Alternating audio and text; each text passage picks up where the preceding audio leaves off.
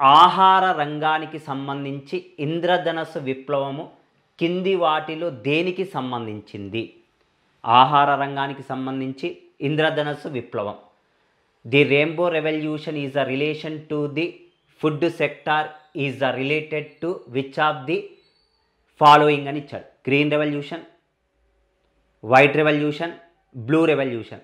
హరిత విప్లవము, శ్వేత విప్లవము, నీలి విప్లవం. హరిత విప్లవము ఆహార రంగానికి సంబంధించిందేనండి. ఆహార ధాన్యాల్లో అధిక ఉత్పత్తిని సాధించడాన్ని హరిత విప్లవము అంటారు. ఇందులో ఒక భాగమే శ్వేత విప్లవం. శ్వేత విప్లవం అంటే దేనికి సంబంధించింది?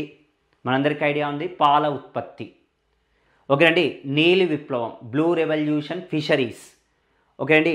సింపుల్ ప్రశ్నేనండి, ఇది మన జేఎల్లో అడిగినటువంటి ప్రశ్న.